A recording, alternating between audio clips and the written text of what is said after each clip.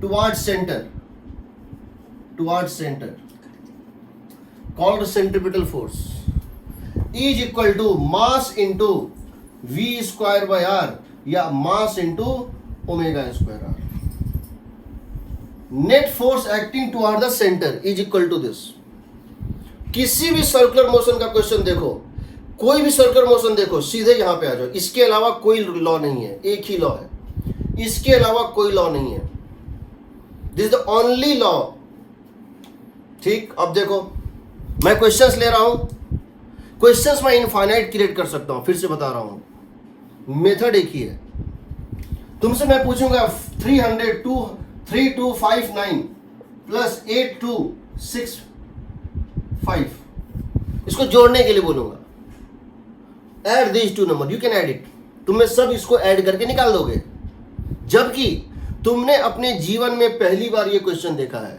तुमने इस same number को इस सेम नंबर से जीवन में पहली बार ऐड किया है, लेकिन फिर भी तुम ये कर पा रहे हो क्योंकि you know how to add, don't know what to add. ये क्वेश्चन नया है, टाइप ऑफ क्वेश्चन नया नहीं है. हाउ टू ऐड अगर पता है तो व्हाट टू ऐड इंपॉर्टेंट नहीं है. हाउ टू अप्लाई क्वेश्चन पता है तो विच क्वेश्चन इधर इंपॉर्टेंट नहीं रखता है. क्वेश्चन हम क्रिएट करेंगे, हम एक नया क्वेश्चन क्रिएट करेंगे, तुम बना दोगे, तुरंत बना दोगे, बोलेगे सर ये तो सिंपल सा चीज है. हम क्वेश्चंस ले रहे हैं. ये एक रॉड है,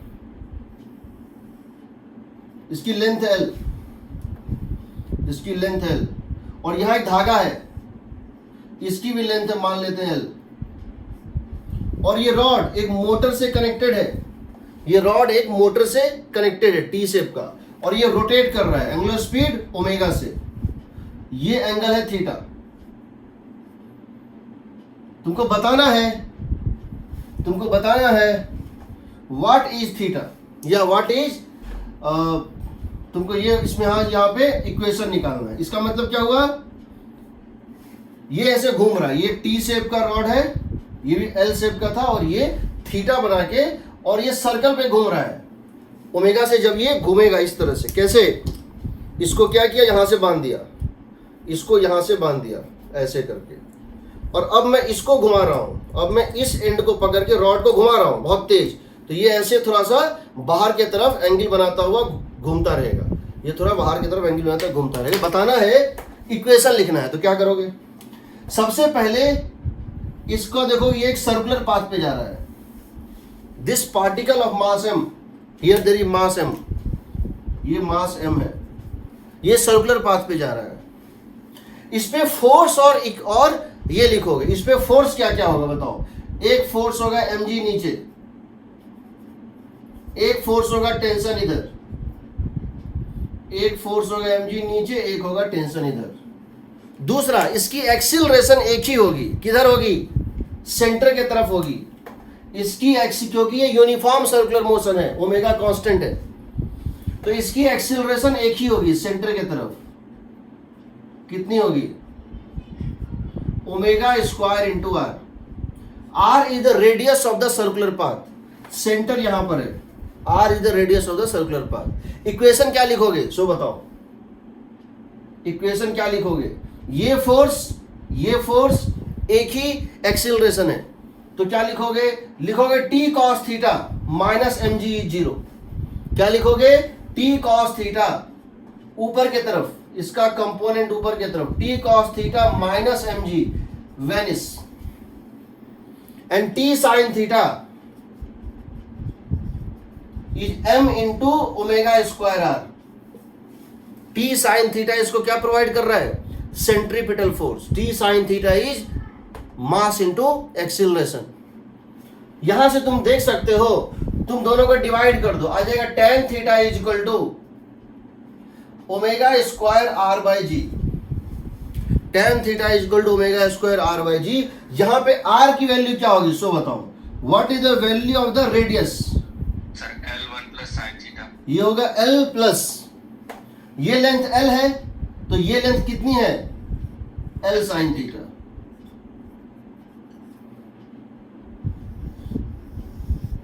यानी कि रेडियस की वैल्यू यहां पे आ जाएगी L plus L sine theta.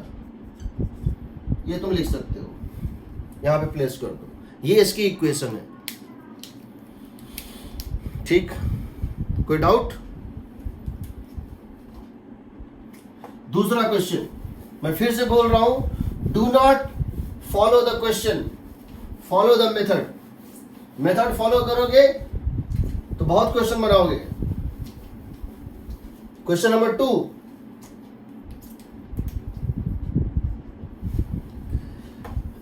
इस तरह से क्या है, ग्रेविटी फ्री हॉल है या एक टेबल है। देखो ये एक धागा है, यहां धागे में एक मास यहां बंधा हुआ है और एक मास यहां बंधा हुआ है, एक मास यहां है, एक मास यहां है। ये धागा है और ये जो है पूरा चीज जो है हो रहा है gravity free hall, gravity zero है, ग्रेविटी जीरो है, या फिर ये एक टेबल पे है, हॉरिजॉन्टल टेबल पे है। ये सारा मोशन जो है किस पे हो रहा है, एक हॉरिजॉन्टल फ्रिक्शनलेस टेबल पे हो रहा है। उससे क्या होगा, mg नीचे नॉर्मल ऊपर कट गया, तो एक तरह से ग्रेविटी फ्री हो गया। mg is balance by normal और स्मूथ टेबल है, ये ऐसे ऐसे घूम रहा है। हम ग्रेविटी फ्री दे दें कोई दिक्कत नहीं, ये ऐसे करके घूम रहा है, ये ऐसे करके घूम रहा है। ठीक है, इसकी मास है m, इसकी मास भी m, और ये एंगुलर स्पीड ओमेगा से घूम रहा है, कांस्टेंट एंगुलर स्पीड ओमेगा से। ये धागा, एक धागा यहां से यहां तक कनेक्टेड है, ये मान लो कोई ब्लॉक है, और दूसरा धागा उसके यहां से यहां कनेक्टेड, यहां भी कोई ब्लॉक है। इसकी रेडियस है r, इसकी रेडियस भी r। ठीक है, एक धागा यहां से यहां तक, यहां एक ब्लॉक है, फिर यहां से यहां तक एक धागा, फिर इस एंड पे एक ब्लॉक है, और ये ऐसे घूम रहा है। तो बताना है इस धागे में टेंशन कितना होगा, तो बताना इस धागे और इस धागे में टेंशन कितना होगा। तो सबसे पहले ये देखो, ये जिस सर्कुलर पाथ पे घूम रहा है उसका एक्सीलरेशन है ओमेगा स्क्वायर आर, और ये जिस सर्कुलर पाथ पे घूम रहा है जिसकी रेडियस है 2r, इसका एक्सीलरेशन है ओमेगा स्क्वायर 2r। अब समझो, मान लो इस धागे में टेंशन है T1, मान लो इस धागे में टेंशन है T1 और इस धागे में टेंशन है T2, तो यहां मास है बीच में तो टेंशन बदल जाएगा, मासलेस रहता हर जगह तो टेंशन सेम रहता। तो इस पे क्या लिखोगे, इसको एक टेंशन इधर पुल करेगा, कितना, T1, और एक इसको इधर पुल करेगा, कितना, T2। यहां दो टेंशन होगा, टेंशन हमेशा पुल करता है, खींचता है। तो ये टेंशन इसके, ये धागा इसके लेफ्ट में है तो लेफ्ट खींचेगा, ये धागा इसके राइट में तो राइट खींचेगा। तो इस पे क्या लिखोगे इक्वेशन, T1 सेंटर के तरफ minus T2, T1 minus T2 is mass into acceleration omega square R. T1 minus T2 is centripetal force, T1 centre के तरफ है, T2 सेंटर से बाहर है, और एक्सीलरेशन सेंटर के तरफ है omega square R. T1 minus T2 is m into omega square R. यहां क्या लिखोगे बताओ इसके लिए, यहां तो सिर्फ एक ही फोर्स है T2, यहां तो सिर्फ एक फोर्स है इस धागे में जो टेंशन था। तो यहां क्या लिखोगे, T2 is equal to m into T2 is equal to, इसके ऊपर एक ही फोर्स है, T2 is equal to m into omega square 2r। Acceleration क्या होता है ओमेगा स्क्वायर, और इसकी रेडियस कितनी है 2r है। तुम यहां से निकाल लिए T2, यहां T2 प्लेस कर दो, कितना चलाएगा T1, यहां T2 यहां से यहां प्लेस कर दो, आ जाएगा T1, T1 minus m omega square 2r, T2 के बदले is equal to m omega square R. तो यहां से आएगा T1 is equal to what, 3m omega square R. देखो ये उस साइड जाएगा, हो जाएगा 3 times of m omega square R. कोई डाउट?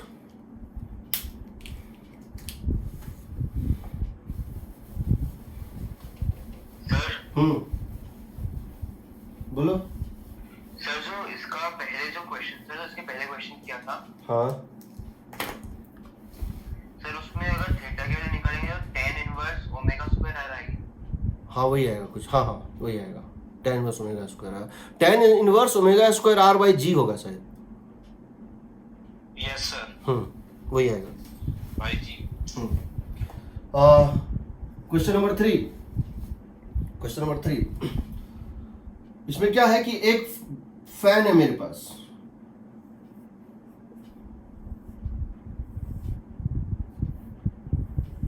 ये एक फैन है और ये एक्चुअल फैन है, कोई लग रहा है ना फैन जैसा। अच्छे से बनाने दो। मेरे पास एक फैन है इस टाइप से, देखो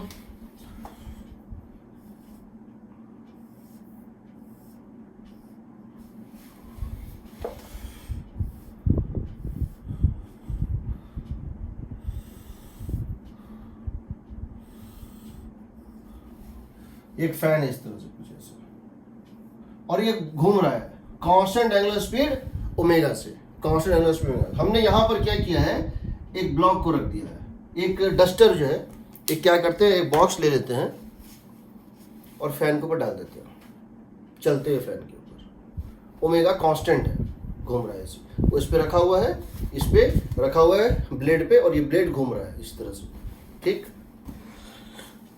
यहाँ एक ब्लॉक, यहाँ एक मास डाल देते हैं, कितना, हम यहाँ पर एक मास डाल देते हैं कुछ इस टाइप से, देखो यहाँ से किसी r डिस्टेंस पे, यहाँ से किसी r डिस्टेंस पे हम एक मास रख दिए हैं, जिसकी मास है m, ठीक है। तो ये सर्कुलर मोशन में घूम रहा है, ये जिस सर्कुलर मोशन पे घूम रहा है उसका रेडियस कितना है, उसका रेडियस कितना है, r है। तो इसके ऊपर एक्सीलरेशन एक ही है, क्यों, ओमेगा कांस्टेंट है। ओमेगा कांस्टेंट का मतलब है ये सिर्फ ये यूनिफॉर्म सर्कुलर मोशन में घूम रहा है, इसकी एक्सीलरेशन एक ही होगी, और वो होगी सेंटर के तरफ, कितनी होगी, इसकी एक्सीलरेशन सेंटर की तरफ होगी एक ही, and that is omega square R. But किसकी वजह से, एक्सीलरेशन तो पता चल गया, अब फोर्स देखते हैं क्या क्या होगा। एक फोर्स होगा mg नीचे, एक फोर्स क्या होगा इसके ऊपर, mg नीचे, एक होगा नॉर्मल ऊपर। नाउ बिकॉज एक्सीलरेशन के साथ ये 90 डिग्री बना रहा है और ये 90 बना रहा है, तो mg का कोई भी कंपोनेंट इधर तो नहीं है, नॉर्मल का कोई भी कंपोनेंट इधर तो नहीं है, तो नॉर्मल और mg इसको दे नहीं सकता है, क्योंकि तुम्हें पहले बताया थी xy प्लेन का मोशन है तो ये z डायरेक्शन है, यहां हमेशा नेट फोर्स 0 होता है, तो n माइनस mg 0 आ जाएगा, guaranteed, n minus mg 0। Acceleration इधर है, कौन देगा, तो एक ही फोर्स आ सकता है, एक ही फोर्स आ सकता है इधर एक्सीलरेशन देने के लिए, वो है फ्रिक्शनल फोर्स, वो है फ्रिक्शनल फोर्स। फ्रिक्शन नहीं होता, फ्रिक्शन नहीं होता तो ब्लेड निकल जाता और ये गिर जाता। फ्रिक्शनलेस सरफेस अगर पे हम एक ब्लॉक को डाल दें तो क्या होगा, ब्लॉक वहीं रहेगा और ये ब्लेड घूम के बाहर आ जाएगा और ये गिर जाएगा, ये अपने साथ को खींचता है। तो यहां पर एक ही फोर्स एक्ट कर सकता है, कितना, फ्रिक्शनल फोर्स, और वो भी स्टैटिक होगा। क्यों होगा स्टैटिक, क्योंकि अभी तक रिलेटिव स्लिपिंग स्टार्ट नहीं हुआ दोनों के बीच में, अभी तक रिलेटिव स्लिपिंग स्टार्ट नहीं हुआ, रिलेटिव स्लिपिंग को सक्सेसफुली इसने रोक दिया, इसका मतलब static friction, static friction add करेगा। तो जो स्टैटिक फ्रिक्शन ऐड करेगा वही सेंट्रीपिटल फोर्स देगा, और यही बैंकिंग ऑफ ट्रैक्स में होता है, यही साइकिलिंग में होता है, देखेंगे अभी। तो यहाँ इक्वेशन हो गया n minus mg 0 and friction is equal to m into omega square R. Friction is equal to providing the centripetal force, क्योंकि एक ही फोर्स उस प्लेन में आ सकता है, वो कौन सा है, फ्रिक्शनल फोर्स। तो फ्रिक्शन इसको दे रहा है नेसेसरी सेंट्रीपिटल फोर्स। तो इस केस में तुम्हारा फ्रिक्शन चला है, इतना फ्रिक्शन लग रहा है। अब तुमसे क्वेश्चन ये पूछा जाएगा, if coefficient of friction is mu, find the value of omega, किस मैक्सिमम ओमेगा तक या किस मैक्सिमम रेडियस तक ये इसके साथ घूम सकता है। समझो, फ्रिक्शन इतना चाहिए, इस मोशन को मेंटेन करने के लिए फ्रिक्शन इतना चाहिए। This is the friction required, this is the friction required for this motion. इस मोशन को मेंटेन करने के लिए फ्रिक्शन चाहिए, इस मोशन को मेंटेन करने के लिए फ्रिक्शन चाहिए, लेकिन फ्रिक्शन की मैक्सिमम वैल्यू है So that means this friction that is required must be less than equal to Fs max for this to be possible. अगर तुम चाहते हो ऐसा हो पाए तो क्या पॉसिबल है? मान लो फ्रिक्शन की मैक्सिमम वैल्यू हो सकती है 20 न्यूटन और तुमको सेंट्रीपिटल फोर्स चाहिए mass into omega square R की वैल्यू है 15 न्यूटन, तो मिल जाएगा तो ये 20 तक दे सकता है, 15 की रिक्वायरमेंट है। 16 चाहिए दे देगा, 18 चाहिए दे देगा, 20 चाहिए दे देगा। बट अगर इसकी वैल्यू 22 है, फ्रिक्शन कितनी चाहिए 22, बट फ्रिक्शन की मैक्सिमम वैल्यू क्या पॉसिबल है 20, तो कैसे देगा? तो उसके में क्या होगा? स्किड कर जाएगा, स्किड करके उड़ जाएगा। तो क्या करोगे? ये पॉसिबल तभी होगा जब एम ओमेगा स्क्वायर आर इस मोशन के लिए जितनी फ्रिक्शनल फोर्स चाहिए that should be less than equal to mu S into normal, and normal is what? M G. यानी अगर तुम्हारी omega less than equal to क्या होगी? Mu S into G by R under root, तभी ये possible है, तभी ये पॉसिबल है, अदरवाइज ये पॉसिबल नहीं है। हाँ सर एक बार और बता दें। वैसे इसको हम कितनी बार रिपीट करेंगे मुझे पता नहीं कि मैं इसको कितनी बार ये आएगा। अभी देखो हम ये बता रहे हैं, फिर से बता रहे हैं। सर हाँ स्टैटिक सेंटर की तरफ क्यों होगा? क्या चीज? Static friction static friction centre की तरफ सेंटर की तरफ क्यों होगा? सेंटर की तरफ क्यों होगा बता रहे हैं, इसके नेक्स्ट क्वेश्चन बताएंगे, इसके नेक्स्ट क्वेश्चन बताएंगे। स्टैटिक फ्रिक्शन सेंटर की तरफ क्यों होगा वो नेक्स्ट क्वेश्चन बताएंगे। यहाँ ही बता सकते हैं, नेक्स्ट में ही बताएंगे, क्योंकि नेक्स्ट हम ले रहे हैं बहुत बड़ा चीज ले रहे हैं। देखो हमने ये कहा कि ये एक हॉरिजॉन्टल एक ब्लेड है और इसके ऊपर एक मास रखा हुआ था और ये इसके साथ ब्लेड के साथ ओमेगा से घूम रहा था। रेडियस कितनी है?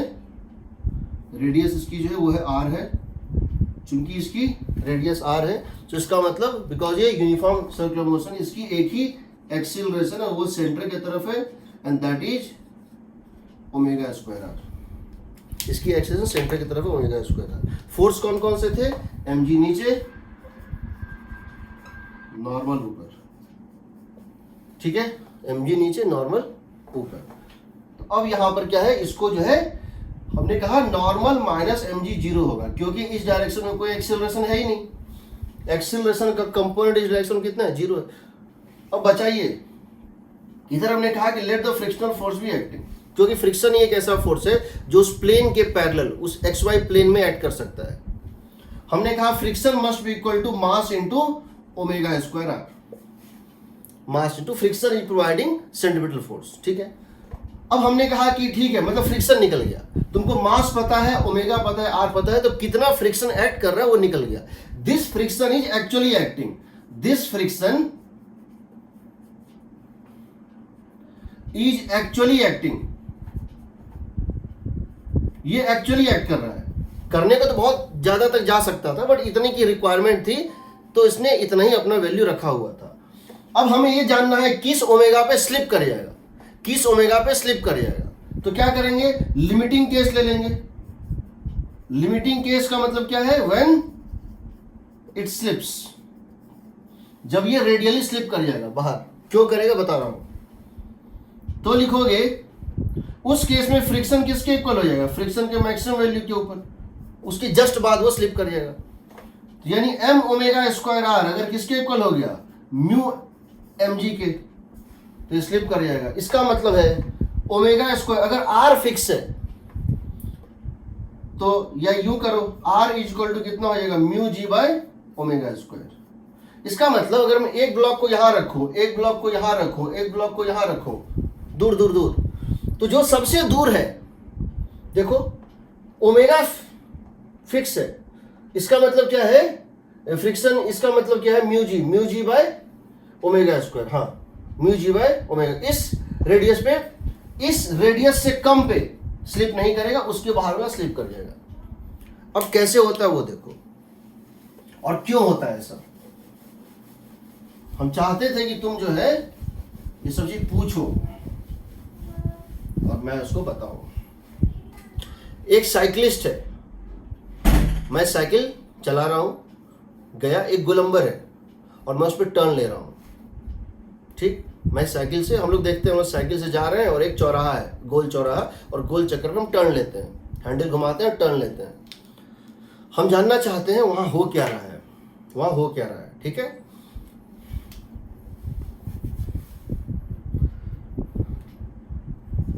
A cyclist taking a turn. A cyclist taking a turn. इसको टेक्निकल भाषा में बोलते हैं नेगोशिएटिंग ए टर्न। नेगोशिएटिंग ए टर्न। नेगोशिएटिंग थोड़ा ऐसा वर्ड है कि हम किसी से मतलब वो करते हैं, नेगोशिएट मतलब मोल भाव करते हैं, बट पता नहीं क्यों ऐसा, लेकिन टेक्निकल वर्ड में इसको नेगोशिएटिंग ए टर्न बोलते हैं। ऑन ए हॉरिजॉन्टल रोड,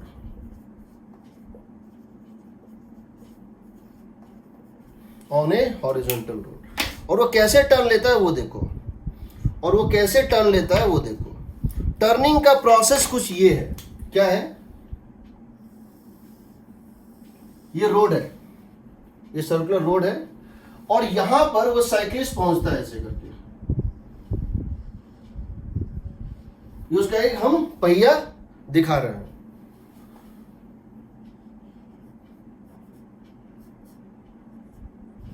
कुछ इस तरह से वो टर्न लेता है, आता है और घूमता हुआ इसके ऊपर ये टर्न लेता है। ये हल्का सा बेंड भी करता है। क्यों बेंड करता है रोटेशन में बताएंगे। ये हल्का सा बेंड भी करता है। ये बेंड क्यों कर जाता है वो बताएंगे जब हम तुमको बताएंगे रोटेशनल इक्विलिब्रियम। जब हम तुमको बताएंगे रोटेशन के केस में टॉपलिंग का कंसेप्ट बताएंगे तब बताएंगे। अभी तुम ये मान के चलो कि ट्रांसलेशनली ये पॉइंट मास है, ऐसा है कि बेंड हो रहा है। नाउ इसकी रेडियस कितनी है, आर है। इसकी रेडियस कितनी, आर है। इसकी स्पीड कितनी है, वी है। इसकी स्पीड कितनी है, वी है। इसको हम पॉइंट मास मान रहे हैं। तो इसकी एक्सेलरेशन सेंटर की तरफ होगी। तुमको पता है अगर ये कांस्टेंट स्पीड वी से और वी इसकी कांस्टेंट है, कांस्टेंट स्पीड से अगर टर्न ले रहा है तो यहां पे इसकी जो एक्सेलरेशन होगी वो सेंटर की तरफ होगी। एक ही एक्सेलरेशन होगी, वी स्क्वायर बाय आर। कितना होगा, V square by R. Agreed.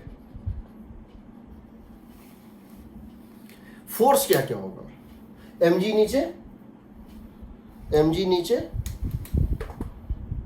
हालांकि इसे सेंटर मास पे ऐड करता है बट इसको पॉइंट मास मान रहे हैं। तो mg नीचे, नॉर्मल ऊपर, ग्राउंड के परपेंडिकुलर, नॉर्मल ऊपर। ये दोनों तो दे नहीं सकता इधर, ना तो ये कंपोनेंट दे सकता है ना तो ये दे सकता है।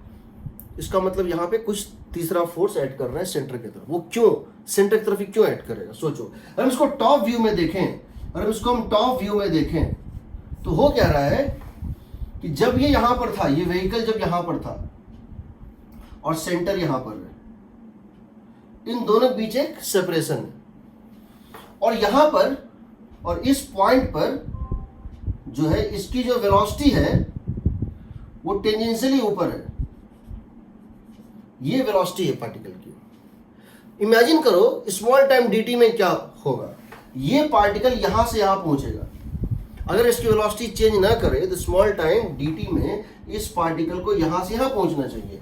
यानी जो सेंटर है उससे इसकी दूरी बढ़ जाएगी, उससे इसकी दूरी बढ़ जाएगी। बताओ ये डिस्टेंस कितना था, r, और ये जो अब डिस्टेंस होगा सेंटर से वो क्या होगा, r प्लस डी आर।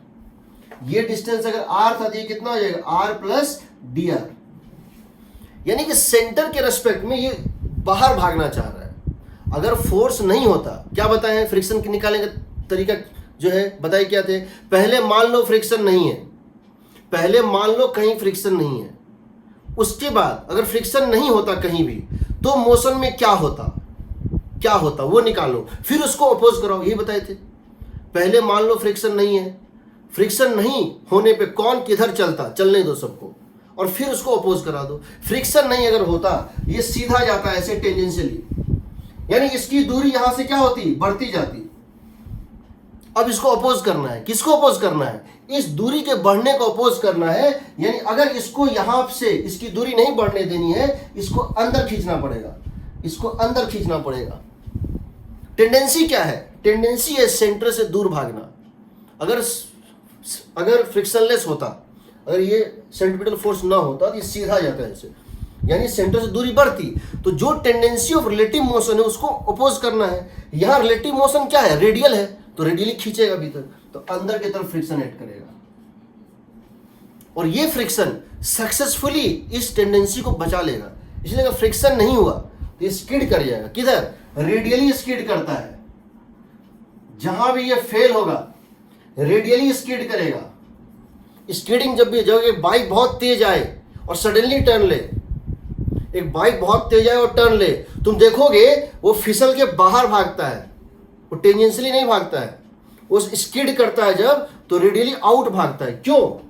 उसका टेंडेंसी था रेडियली आउट भागना, जिसको फ्रिक्शन बचा रहा था। बिकॉज ये मोशन जो रेडियली आउट होना चाह रहा था उसको फ्रिक्शन ने सक्सेसफुली बचा लिया। और जब भी फ्रिक्शन सक्सेसफुली किसी चीज को बचा लेता है तो स्टैटिक वैल्यू होता है। जब रोलिंग मोशन में आएंगे तुमको और बताएंगे इसके बारे में। रोलिंग मोशन में जब आएंगे रोटेशनल मैकेनिक्स में तो और बताएंगे। आज के डेट में ये जो है समझो रेडियली स्किडिंग का टेंडेंसी है, रेडियली स्किडिंग का टेंडेंसी है। टेंडेंसी ऑफ मोशन को प्रिवेंट करने के लिए रेडियली आउटवर्ड, हम इसको बोल रेडियली आउटवर्ड स्किड करने का टेंडेंसी है। Therefore friction is radially inward. इस tendency of radially outward motion को बचाने के लिए फ्रिक्शन रेडियली इनवर्ड ऐड कर रहा है। और बिकॉज ये सक्सेसफुल है, बिकॉज ये अपने काम में सक्सेसफुल है, उस रिलेटिव मोशन को जिसको ये प्रिवेंट करना चाहता था उसको इसने कर लिया। हम जानते हैं जब भी रिलेटिव मोशन की टेंडेंसी को फ्रिक्शन सक्सेसफुली प्रिवेंट कर लेता है, दिस इज स्टैटिक फ्रिक्शन। इसीलिए यहां स्टैटिक फ्रिक्शन इधर लगेगा। इक्वेशन क्या लिखोगे यहां बताओ? इक्वेशन क्या लिखोगे यहां? लिखोगे normal minus M G is zero, normal minus M G is zero, खत्म। इधर की तरफ friction is equal to mass into V square by R. Friction is equal to mass into acceleration. V को चाहो तो ओमेगा आर लिख सकते हो, वी को चाहो तो ओमेगा आर लिख सकते हो, तो हो जाएगा ओमेगा स्क्वायर आर। बट यहां हमको जनरली वी पता होता है, दोनों के फर्क नहीं है। V F is friction is providing the centripetal force. कौन प्रोवाइड कर रहा है सेंट्रीपिटल फोर्स? फ्रिक्शन। नॉर्मल कुछ नहीं कर सकता है, एमजी कुछ नहीं कर सकता है। तो ये हो गया फ्रिक्शन जितना ऐड कर रहा है। फॉर सक्सेसफुल टर्निंग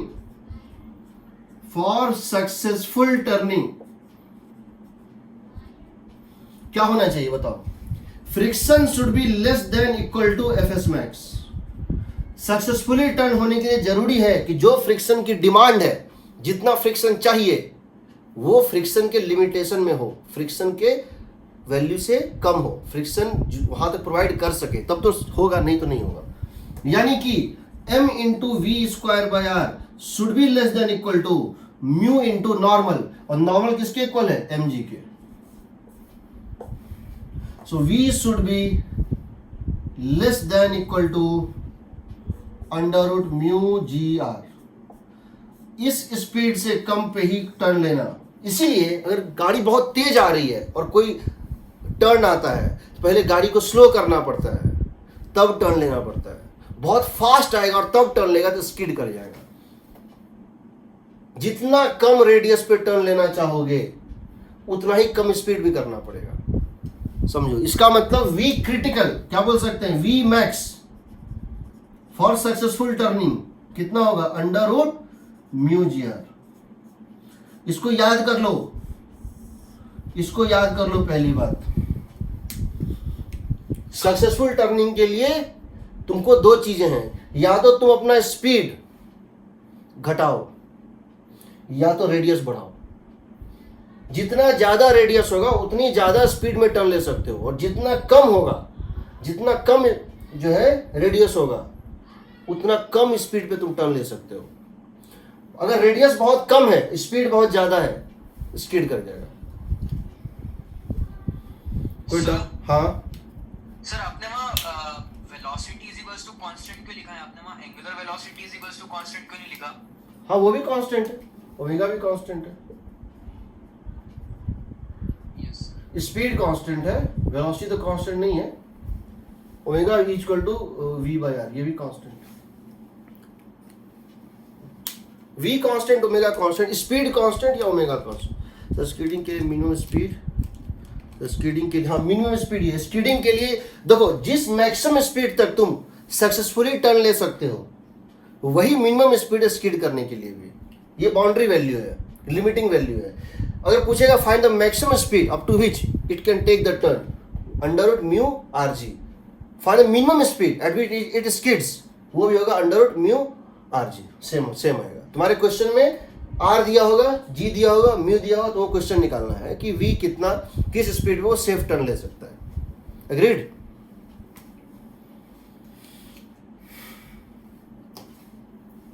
ठीक। अब ये बताओ, मान लो इस स्पीड की लिमिटेशन, इस स्पीड की वैल्यू है, इमेजिन करो इस स्पीड की वैल्यू है सपोज अब 5 मीटर पर सेकेंड, इमेजिन। या एक काम, एक क्वेश्चन लेते हैं। हमको किसी क्वेश्चन में म्यू की वैल्यू दी हुई है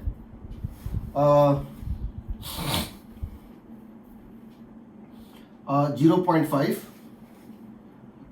जी की वैल्यू दी हुई है 9.8 मीटर पर सेकेंड स्क्वायर, ठीक है, और आर की वैल्यू दी हुई है 10 मीटर। एक रोड है जहां पे एक गोलंबर है, उस गोलंबर पे जो है गोल चक्कर है जहां पे रेडियस है 10 मीटर, जी की वैल्यू 9.8 और म्यू है 0.5। तुमको बताना है वहां किस स्पीड में तुम टर्न ले सकते हो। तो क्या लिखोगे? 7 मीटर पर second. v equal to 7 metre पर सेकेंड ना, यस सर। ठीक, 7 मीटर पर सेकेंड। पर दुनिया बहुत फास्ट हो चुकी है, दुनिया बहुत फास्ट हो चुकी है। कोई भी नहीं चाहता है कि हम आए और स्लो हो और तब टर्न लें, ठीक। तो हम चाहते हैं, तो यहां पे समझो, तुम आए, टर्न ले रहे थे, तुम जिस स्पीड से सेफली टर्न ले सकते हो वो है 0 to 7। कहां से कहां तक? 0 to 7। 1 पे ले सकते हो, 2 पे ले सकते हो, 3, 7 से ऊपर नहीं जा सकते। 0 to 7 कितना है? 0 to 7 समझो, 0 to 7 ये बहुत कम है, हम इसे सेटिस्फाइड नहीं है। हम चाहते हैं 15 मीटर पर सेकेंड से आए और टर्न लें, बट हम नहीं कर पा रहे। क्यों नहीं कर पा रहे हैं? फ्रिक्शन की एक लिमिटेशन है। हम क्या सोच रहे हैं, कुछ ऐसा ट्रिक लगाएं कि हम अपनी स्पीड को बढ़ा सकें। हम इस 7 मीटर पर को 20 मीटर पर सेकेंड करें, हम बिना स्लो हुए टर्न ले लें। हम क्या चाहते हैं, बहुत तेज आए और बिना स्लो हुए टर्न लेके निकल जाएं। रेडियस बढ़ा। रेडियस बढ़ाएंगे तो डिस्टेंस ज्यादा लगेगा। तो हम क्या सोच रहे हैं कि ऐसा काम करते हैं कि ये फ्रिक्शन बेचारा अकेले था जो सेंटर की तरफ दे रहा था, ये फ्रिक्शन अकेला सेंट्रीपिटल फोर्स दे रहा था ना। Yes sir. घुमाते हैं, इन दोनों को घुमाते हैं। हमने कोशिश पहले सोचा mg को घुमाते हैं, बट mg घुमाना हमारे हाथ में नहीं है। mg को हम घुमाने, हम चाहते हैं कि mg भी सेंटर की तरफ लग जाए और नॉर्मल भी सेंटर की तरफ लग जाए, या एटलीस्ट एक कंपोनेंट लग जाए, बट पॉसिबल नहीं है। mg को घुमाना पॉसिबल नहीं है।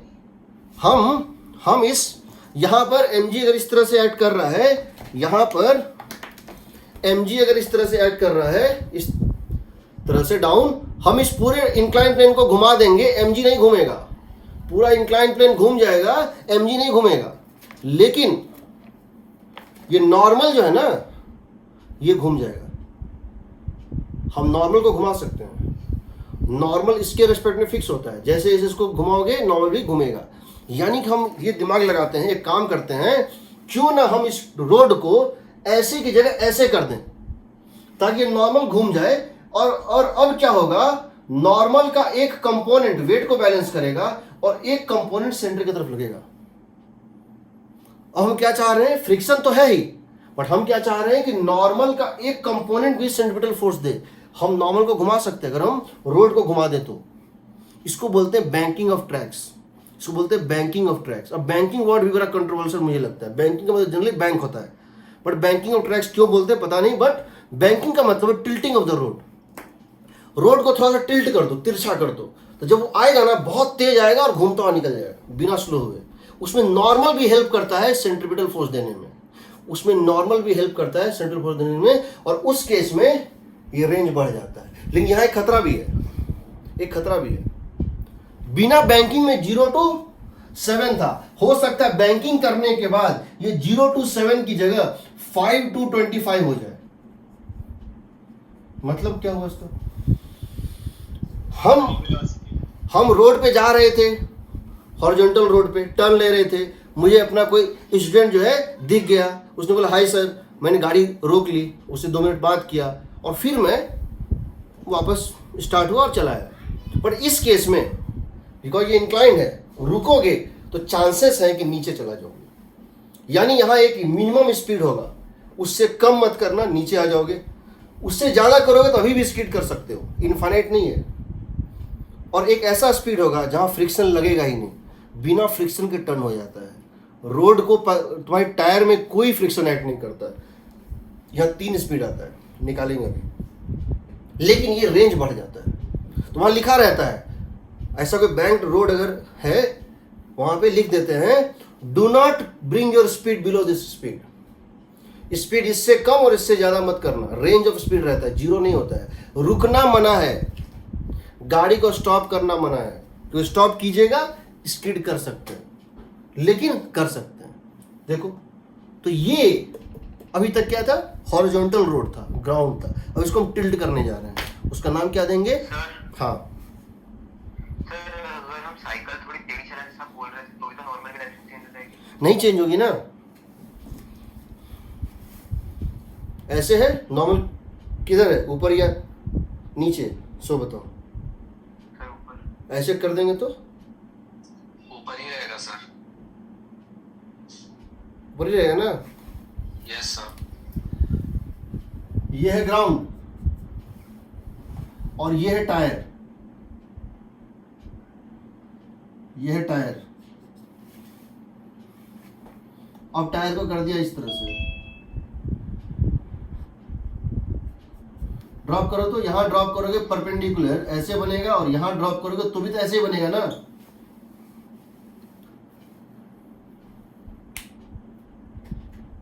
बनेगा ना, टेंजेंट ये है ना। Yes sir, yes. नहीं होगा, टिल्ट नहीं होता है। गाड़ी को तो टर्न इसलिए लेना पड़ता है, नहीं तो तुम टॉपल कर जाओगे। जायरोस्कोपिक मोशन होता है, सब बताऊंगा। I know I would take some time, मुझे पता है कि मैं। अब देखो बैंकिंग ऑफ ट्रैक्स, समझना है इसको।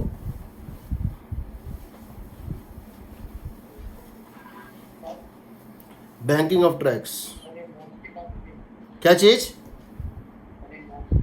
हाँ नोट्स में मैंने अगर भेजा है तो ठीक, नहीं भेजा तो मैं भेज दूंगा थोड़ी देर में। मैंने पिछली बार नोट्स भेजा था, ये रहा banking of tracks. Page number 35 पे, हाँ पेज नंबर 34 पे ये था अभी जो बताया। पेज नंबर 35 पे बैंकिंग है, और बैंकिंग बहुत इंपॉर्टेंट है क्योंकि बैंकिंग से ही मैं रिलेट करके सारी कुछ निकाल रहा हूँ। इसमें banking includes many questions, banking includes many question, इसीलिए अब मैं बैंकिंग स्टार्ट कर रहा हूँ। देखो बैंकिंग ऑफ ट्रैक का मतलब क्या होता है। बैंकिंग ऑफ ट्रैक्स या रोड, इसमें क्या है होता है, रोड को टिल्ट कर दिया जाता है इस तरह से।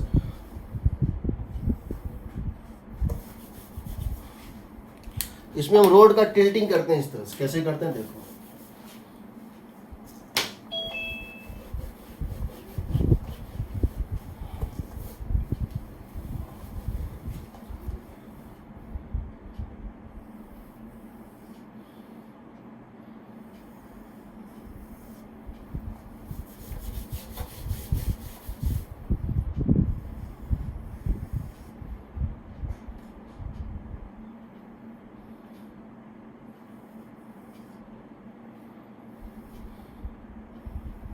Something like this. रोड इस तरह से टिल्टेड होता है हर जगह। भोज जब होता है ना, गाँव में भोज होता है तो रसगुल्ला बनता है, रसगुल्ला इसी में रखते हैं। एक कनस्तर होता है, वो ऐसे होता है, उसमें रसगुल्ला रखा हुआ होता है, ठीक है, ऐसे टिल्टेड होता है। ये एंगल है थीटा, हर जगह ये थीटा एंगल पे टिल्टेड रहता है, ठीक है।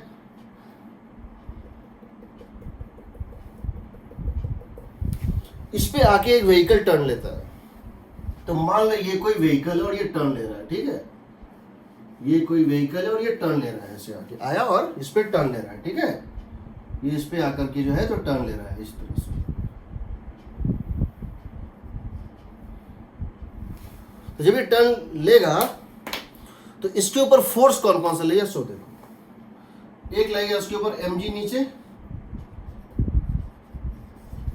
दूसरा इस सरफेस के परपेंडिकुलर क्या लगेगा, नॉर्मल, इस सरफेस के परपेंडिकुलर लगेगा नॉर्मल, कितना लगेगा n,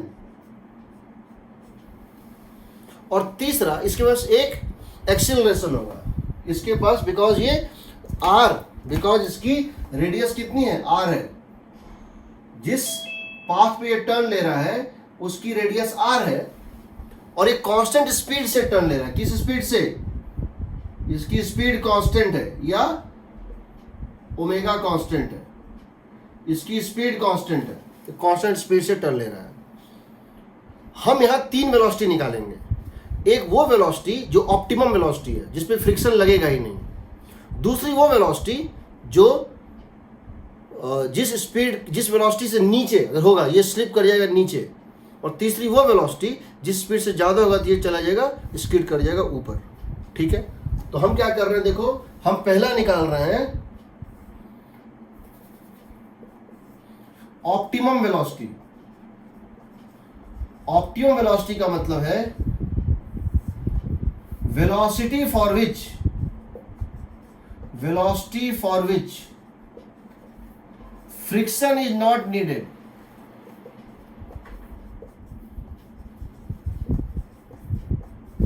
टू टेक टर्न, बिना फ्रिक्शन के टर्निंग हो जाता है, बेस्ट स्पीड। क्या करोगे बताओ, तो यहां फ्रिक्शन ले ही नहीं रहे हैं, हमने क्या लिया, फ्रिक्शन लिया ही नहीं, mg नॉर्मल, फ्रिक्शन की जरूरत पड़ी ही नहीं, जरूरत पड़ेगी तब तो फ्रिक्शन आएगा, फ्रिक्शन की जरूरत थी ही नहीं। इस केस में तुम देखोगे इसकी एक्सीलरेशन सेंटर की तरफ है, इसकी एक्सीलरेशन सेंटर की तरफ एक ही है, कितनी है बताओ, इसकी एक्सीलरेशन सेंटर की तरफ है v²/r, बिकॉज ये यूनिफॉर्म कांस्टेंट स्पीड से है, एक ही एक्सीलरेशन है, दो नहीं होती है, सेंटर की तरफ। यानी कि अब बताओ ये अगर थीटा है ये भी थीटा होगा, ये तुम जानते हो, इंक्लाइन प्लेन पे ये थीटा ये भी थीटा होता है। तो क्या लिखोगे, पहला इक्वेशन क्या लिखोगे, n cos थीटा ऊपर माइनस mg नीचे 0, n cos theta minus mg is 0, क्योंकि इस सर्कुलर मोशन के प्लेन के परपेंडिकुलर नेट फोर्स 0 होता है। तो n cos थीटा ऊपर minus mg is 0, n sin theta centre की तरफ, mg का कोई कंपोनेंट सेंटर की तरफ नहीं है, n sin थीटा किसके इक्वल, मास इंटू एक्सीलरेशन, सेंटर की तरफ एक ही कंपोनेंट है n sin theta, and that is equal to mass into v²/r। इसको उस साइड ले जाओ, n cos थीटा कितना हो जाएगा, mg, डिवाइड कर दो, यहां से आ जाएगा tan theta is equal to v²/r। ये रिलेशनशिप है किसके बीच में, एंगल ऑफ बैंकिंग थीटा, जिस स्पीड पे फ्रिक्शन एक्ट नहीं करता है v0 और रेडियस और g, यानी तुम लिख सकते हो v0 जो ऑप्टिमम स्पीड है that is equal to √of rg tan theta. इसको भी याद रखना, ये वो स्पीड है जिस पे, क्योंकि इसी क्वेश्चन को हम बैंकिंग ऑफ ट्रैक को 4-5 केसेस से रिलेट कर देंगे, ये रेडीमेड फॉर्मूला हम यूज करेंगे अपने बहुत सारे क्वेश्चन को सॉल्व करने में। v0 is equal to √rg tan theta for this friction, for this velocity, with this velocity with this speed friction is not required.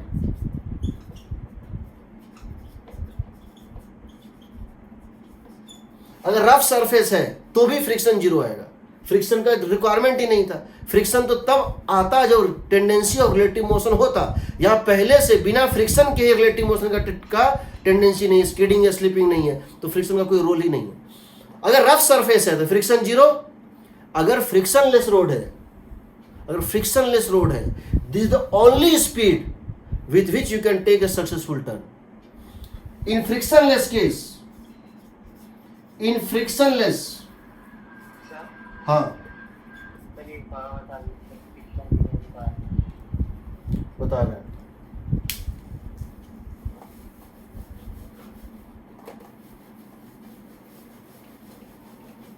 Banking का मतलब समझ गए हो? यस सर रोड टिल्ट होगा, रोड टिल्टेड होगा। अब समझो इसका मतलब, पहला case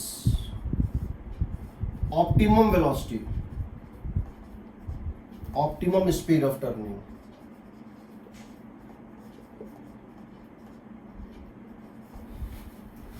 friction not required to take the turn, friction not required to take the turn। इस केस में तुम्हारा इस तरह से बनेगा, ये ऐसे करके ये पार्टिकल घूम रहा है, ये एंगल है थीटा, किसी पॉइंट पे पार्टिकल यहां पर है या बॉडी यहां पर है, mg नीचे, नॉर्मल इसके परपेंडिकुलर,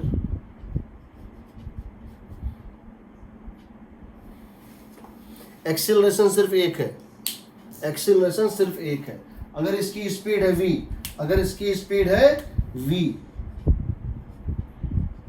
जो कि कांस्टेंट है, तो इसकी एक ही एक्सीलरेशन है और वो सेंटर के तरफ है। कितनी है? इसकी एक ही एक्सीलरेशन होती है और वो सेंटर के तरफ होती है, वो होती है v²/r। This is only acceleration. Uniform circular motion में कांस्टेंट स्पीड से एक ही एक्सीलरेशन होता है जो हर पॉइंट पे सेंटर की तरफ होता है, v²/r। तो मेरे पास दो फोर्स है और एक एक्सीलरेशन है। एक्सीलरेशन है जिधर, उधर net force equal to mass into acceleration, जिधर एक्सीलरेशन नहीं वहां नेट फोर्स इज जीरो। तो यहां हम देख सकते हैं, देखो ये एंगल है थीटा, वर्टिकल डायरेक्शन में कोई एक्सीलरेशन नहीं है, हम लिख सकते हैं n cos theta minus mg is zero, n cos theta minus mg is zero. Horizontal direction में mg का कोई कंपोनेंट नहीं है, नॉर्मल का एक कंपोनेंट है, कौन? n cos theta, m into v²/r। तो सेंट्रीपिटल फोर्स, ये जो एक्सीलरेशन कौन प्रोवाइड कर रहा है? n cos theta, n sin theta, sorry यहाँ n sin थीटा होगा, n sin theta is equal to mv। n sin theta acceleration provide कर रहा है और n cos थीटा वेट को बैलेंस किए हुए है। इसको उधर ले जाओ, डिवाइड कर दो, तुमको v निकालना है तो हो जाएगा tan theta is equal to v²/rg। यहां से आएगा v0 is equal to √rg tan theta. तुम्हारे क्वेश्चन में थीटा दिया होगा, r दिया होगा, g दिया होगा, स्पीड पूछेगा, या v0 दिया होगा, r दिया होगा, g दिया होगा कि जिस स्पीड पे फ्रिक्शन की रिक्वायरमेंट नहीं हो रही है, रेडियस और g दिया होगा, पूछेगा find the angle of banking, tan theta पूछेगा। इसको याद रखना पहली बात। ये क्या है? ये optimum speed for which friction is not required to take a turn। Friction की रिक्वायरमेंट पड़ती ही नहीं है, नॉर्मल ही कैपेबल है टर्न करा देने में। नॉर्मल फ्रिक्शन को हेल्प के लिए नहीं पुकारता है, नॉर्मल ही capable on its own to successfully provide turning. इसीलिए अगर फ्रिक्शनलेस सरफेस है अगर रफ सरफेस है तो फ्रिक्शन जीरो। रफ सरफेस पे ये वो स्पीड है जो फ्रिक्शन जीरो होगा। रफ के केस में तुम टर्न तो किसी और स्पीड के लिए भी ले लोगे बट फ्रिक्शन का हेल्प पड़ेगा, बट यहां पे फ्रिक्शन का हेल्प नहीं पड़ेगा। लेकिन अगर फ्रिक्शनलेस सरफेस है, अगर फ्रिक्शनलेस सरफेस है, this is the only speed with which you can take the turn, क्योंकि फ्रिक्शनलेस सरफेस फ्रिक्शन दे ही नहीं सकता है। फॉर फ्रिक्शनलेस सरफेस याद रखना। सर हाँ, सर मतलब ये एक हाइपोथेटिकल केस है ना सर? हाइपोथेटिकल मतलब सर मतलब सर फ्रिक्शनलेस सर रोड तो सर फ्रिक्शनलेस हो ही नहीं सकती सर, मतलब जो अपनी ये नॉर्मल रोड्स होती है। हाँ, नॉर्मल रोड तो नहीं हो सकती है, लेकिन हाइपोथेटिकल भी नहीं है। अगर कहीं पर तो होगी ना, क्या चीज, फ्रिक्शन बहुत कम होगा ना। अगर आइस का बना हुआ है ना, अगर आइस का बना हुआ रोड है, यस सर। तो भी सर म्यू जीरो थोड़ी होगा।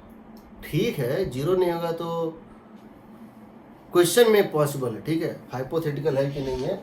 For frictionless surface this is the only speed for successful turning. दूसरी बात, अगर तुमसे कभी किसी क्वेश्चन में ओमेगा पूछा जाएगा, वी नॉट नहीं पूछेगा, स्पीड नहीं पूछेगा, क्या पूछेगा, ओमेगा पूछेगा, तो ये होगा ओमेगा नॉट आर। इसको क्या लिख दोगे बताओ, V naught equal to what, omega naught R. यहां से ओमेगा नॉट क्या आएगा, ओमेगा नॉट आएगा under root of G tan theta by R आएगा, बोलो। v is equal to under root rg tan theta and that is equal to omega into r. Omega becomes equal to under root g tan theta by r.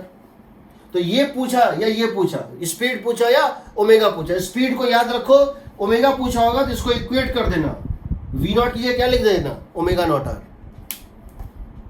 Agreed?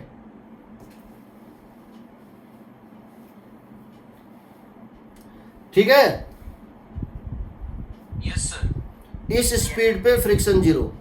अब देखो, अब एक ऐसा speed होगा जिससे अगर तुम कम दिए इंक्लूडिंग जीरो, एक ऐसा स्पीड होगा उससे अगर तुमने कम रखा तो तुम नीचे स्लिप कर जाओगे। एक ऐसा स्पीड होगा जिससे तुमने कम दिया तो नीचे स्लिप कर जाओगे। ये तुम समझते हो कि इंक्लाइन प्लेन है और एंगल ऑफ रिपोज से ज्यादा है थीटा, उसमें कुछ रखो तो स्लिप करेगा ना भाई नीचे। ये इंक्लाइन प्लेन है, मैंने इसको छोड़ दिया, ये स्लिप कर गया नीचे। क्यों स्लिप कर गया, स्लिप करेगा ना, क्यों नहीं करेगा। बहुत कम होगा तो ठीक है नहीं करेगा, लेकिन थोड़ा ज़्यादा होगा तो क्यों नहीं करेगा स्लिप। तो रुकना मना है।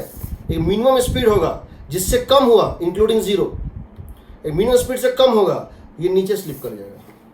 हमको वो मिनिमम स्पीड निकालना है, हमको क्या करना है, वो मिनिमम स्पीड निकालना है। देखो इसको हम अभी याद करा देते हैं, under root R G tan theta, याद रहेगा, under root R G tan theta. क्योंकि जब हम इसके सारे एप्लीकेशन लेंगे, बहुत सारे क्वेश्चन बनते हैं इससे, बहुत सारे, सब एक ही चीज है।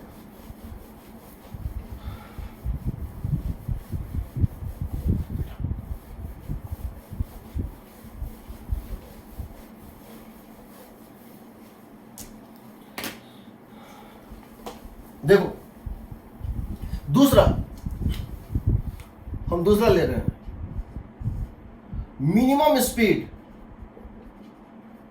Minimum speed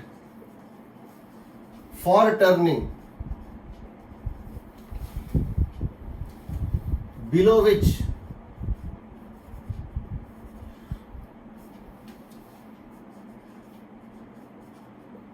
the vehicle would slip down the incline।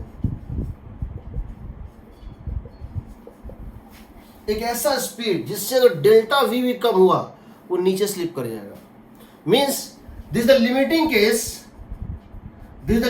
Case, boundary case, threshold case, the boundary case, threshold case, when the body is on the verge of slipping down। Limiting case when vehicle is on the verge of slipping down the incline.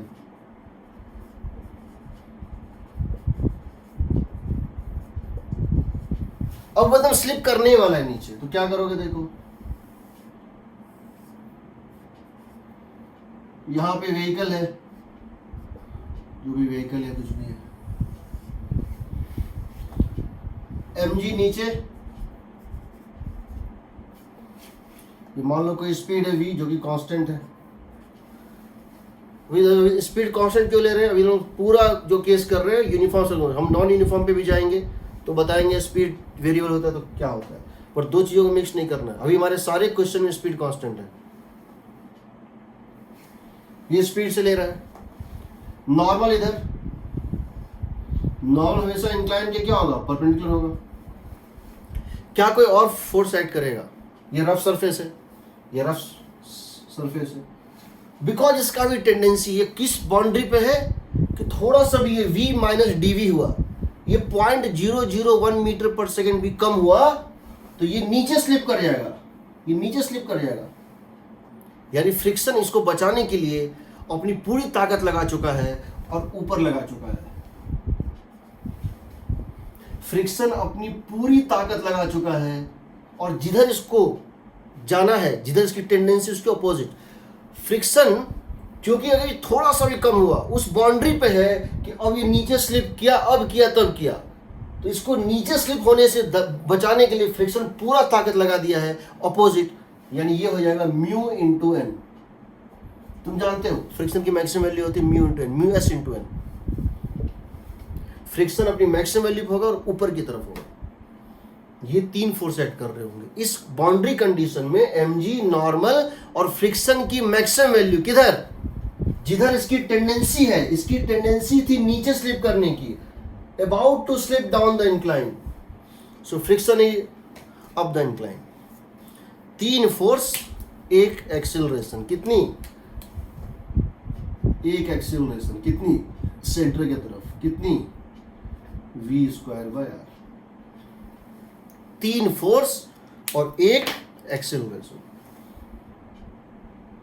पहले समझो इस बात को, क्यों हम friction ऊपर दिए up the incline? क्यों हमने वो बाउंड्री केस लिया है when the block is about to slip down the incline including zero. Zero में भी क्या होता है? मिनिमम से नीचे होगा जीरो। ये एंगल है थीटा। अब लिख दो इक्वेशन, क्या लिखोगे? वर्टिकल डायरेक्शन में नेट फोर्स जीरो लिख दो। वर्टिकल डायरेक्शन में नेट फोर्स जीरो, क्या लिख दूंगा बताओ? वर्टिकल डायरेक्शन में कौन कौन सा फोर्स होगा? n cos theta, n cos theta ऊपर के तरफ, plus mu n sin theta नीचे के तरफ, n cos थीटा ऊपर, म्यू n sin थीटा ऊपर, mg नीचे, माइनस mg जीरो। यही ना? n cos थीटा ऊपर, म्यू n cos थीटा ऊपर। हम इसको x, इसको हम एक्सिस नहीं मान रहे हैं, हम एक्सिस इसको मान रहे हैं। जिधर एक्सेलरेशन उसको एक एक्सिस और सारे एक्सिस उसके परपेंडिकुलर। तो एक्सिस तुम्हारा, हमारा एक्सिस इस डायरेक्शन में है और बाकी इसके परपेंडिकुलर है। एक्सेलरेशन सिर्फ एक ही है, भले किसी ब्लॉक पे 5 फोर्स ऐड करे, 10 फोर्स ऐड करे, बट एक्सेलरेशन उसके पास एक ही होता है। तो एक्सेलरेशन जिधर है उसको हमने माना है एक एक्सिस और उसके नॉर्मल को दूसरा एक्सिस। तो अपवर्ड कंपोनेंट क्या लिखेंगे? n cos theta, mu n sin theta, minus mg zero. हम यहाँ माइनस को इसको उस साइड लेके जाते हैं, इसको लिख देते हैं mg। First equation. Second equation, centre की तरफ net force acting toward the centre is equal to mass into acceleration toward the centre. तो ये बताओ, इसका कोई कंपोनेंट सेंटर की तरफ नहीं, इसका कोई कंपोनेंट सेंटर की तरफ नहीं, इसका यस, इसका सेंटर की तरफ है। कितना है? n sin theta, n sin theta. इसका एक कंपोनेंट है सेंटर की तरफ, n sin थीटा, और ये बाहर की तरफ है, ये होगा negative force minus mu n। तो सेंटर की तरफ नेट फोर्स क्या है? सेंटर की तरफ को पॉजिटिव मान रहे हैं। नेट फोर्स क्या है? इसका कंपोनेंट सेंटर की तरफ है, so positive force n sin theta. इसका कंपोनेंट एक बाहर की तरफ है, negative force mu n cos theta is equal to mass into acceleration V square by R. कोई डाउट?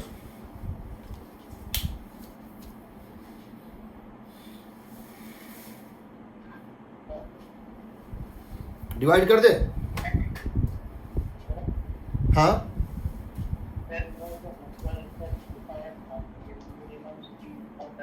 हाँ उसके बाद तो आफ्टर होगा ना, आफ्टर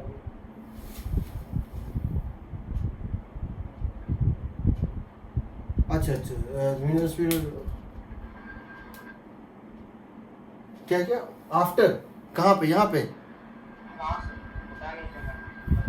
नहीं, उस स्पीड से बिलो कहने मतलब जब 5 मीटर पर सेकेंड आ रहा है मिनिमम, तो 4.99 पे वो स्लिप कर जाएगा नीचे। बिलो विच, उस स्पीड के बिलो, अगर स्पीड के से कम होगा, lower than that speed, the particle would slip down the plane. ये कहने का मतलब है। सर हाँ सर अबो वाला नेक्स्ट केस है ना? एबव, हाँ नेक्स्ट केस होगा। यस डिवाइड कर दो दोनों को डिवाइड कर दो। जैसे डिवाइड करोगे नॉर्मल कॉमन आके कट जाएगा, सॉरी नॉर्मल कॉमन आके कट जाएगा, ठीक है। आ जाएगा यहाँ पे m से m कट जाएगा, कितना आ जाएगा v स्क्वायर बाय आर जी। समझो v स्क्वायर बाय आर जी, 2 में से 1 को डिवाइड कर देते हैं। v square by R G is equal to sine theta minus mu cos theta by cos theta plus mu sine theta. यानी कि इसको लिख सकते हो इस तरह से भी, इसको इस तरह से लिख सकते हो v minimum is equal to under root of R G into sine theta minus mu cos theta by cos theta plus mu sine theta, जिसको कि तुम लिख सकते हो अंडर रूट ऑफ, चाहो तो इसको इस तरह से भी लिख सकते हो, आर जी ऊपर नीचे कॉस थीटा से डिवाइड कर दो, ऊपर नीचे कॉस थीटा से डिवाइड कर दो। तो कॉस से डिवाइड करोगे कॉस थीटा से, तो ये क्या हो जाएगा बताओ, tan theta minus mu by 1 plus mu tan theta हो जाएगा। ऊपर नीचे हमने क्या किया है, किससे कर दिया है डिवाइड, कॉस से, cos theta sine theta by cos theta tan theta, और यहां कॉस से डिवाइड कर दे ये। अब समझो if mu is equal to tan phi, अगर म्यू जो है tan फाई के इक्वल है, यहां क्या बोलते हैं, फाई को क्या बोलते हैं, एंगल ऑफ फ्रिक्शन।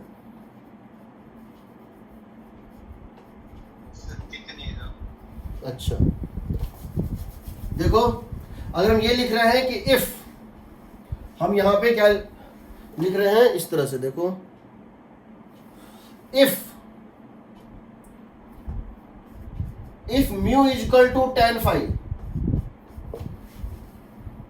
कोई एंगल है such that tan of that angle is equal to mu, तो इसको क्या लिख सकते हैं, tan theta minus tan phi, tan theta minus tan phi by 1 plus tan theta into tan phi, यही ना, tan theta minus tan phi, यहां phi को क्या बोलते हैं, एंगल ऑफ फ्रिक्शन बोलते हैं। जैसे मान लो म्यू की वैल्यू 1 है, इसका मतलब एंगल ऑफ फ्रिक्शन 45 डिग्री है। म्यू की वैल्यू √3 है, इसका मतलब फाई की वैल्यू क्या है, 60 डिग्री है, कुछ भी है। तो यहां इसको डाल दो तो ये क्या आ जाएगा बताओ, tan theta minus tan phi by 1 plus tan theta into tan phi, ये क्या होता है बताओ, under root of R G into tan theta minus phi, यही ना। Yes sir. तुम किसी एक को याद कर लो, इसको याद रखो एग्जैक्ट। अब समझो, अगर तुमसे v मिनिमम पूछा गया है, कोई बात नहीं है, अगर तुमसे v मैक्सिमम पूछा गया है, सॉरी v मिनिमम, ये हो जाएगा ओमेगा मिनिमम इंटू आर। अगर ओमेगा मिनिमम पूछा गया है, किस ओमेगा से कम नहीं पॉसिबल है, और तुमसे ओमेगा मिनिमम पूछा गया है तो क्या करोगे, समझो। अगर तुमसे ओमेगा इस v मिनिमम से अगर v मिनिमम पूछा है तो निकाल लो, ओमेगा मिनिमम पूछा है तो v मिनिमम को क्या लिख दोगे, omega minimum into R, omega minimum into, इसको याद कर लो। क्योंकि अगला केस जो निकालेंगे उसमें इस माइनस की जगह प्लस हो जाएगा, इस प्लस की जगह माइनस हो जाएगा। जो मैक्सिमम स्पीड निकालेंगे ये माइनस और प्लस इंटरचेंज हो जाएगा बस। यानी कि यहां पर माइनस की जगह प्लस, यहां प्लस की जगह माइनस, यहां पर प्लस। एग्रीड?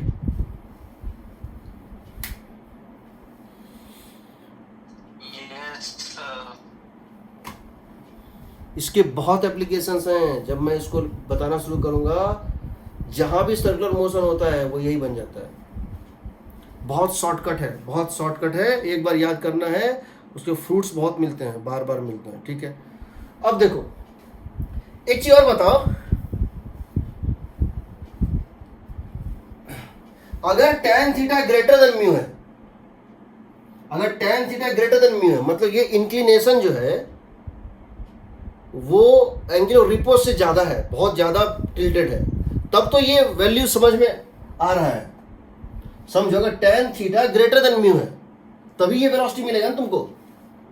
Yes sir. अगर tan theta less than mu है मतलब उसका इंक्लिनेशन कम है, फ्रिक्शन कोएफिशिएंट बहुत ज्यादा है, और mu greater than tan theta है, ये तुमको आएगा अंडर रूट में नेगेटिव आएगा। इसका मतलब है जीरो, जीरो भी तुम कर सकते हो, रुक सकते हो। अगर tan theta greater than mu है तब ये वेलोसिटी तुमको आएगा नॉन जीरो। अगर tan theta less than mu है तो तुम वहां रुक भी सकते हो, वो उस केस में मिनिमम वेलोसिटी कितना होगा, जीरो होगा। अब देखो, जब अगला केस लेंगे तो क्या करेंगे, हम कहेंगे मैक्सिमम स्पीड जिससे ज्यादा होगा तो स्किड कर जाएगा ऊपर, वो स्पीड जिससे ज्यादा होने पे ये व्हीकल ऊपर स्किड कर जाएगा। तो उस केस में ये फ्रिक्शन उलट जाएगा। जो उस केस में इसका लास्ट मोमेंट पे, लिमिटिंग केस में व्हीकल का टेंडेंसी है कि now is about to move up, ये ऊपर स्किड करने ही वाला है, उसको ऊपर स्किड करने से बचाने के लिए फ्रिक्शन अपनी पूरी ताकत नीचे लगा चुका होगा, तो ये फ्रिक्शन उलट जाएगा। Agreed?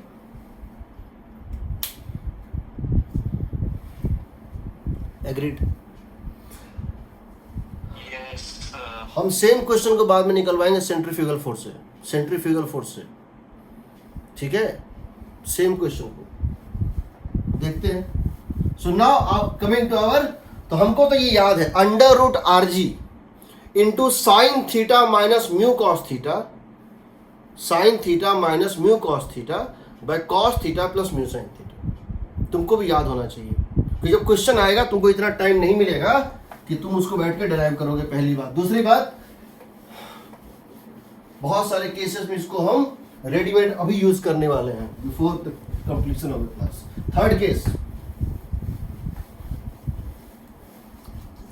Third case, maximum speed, maximum safe speed above which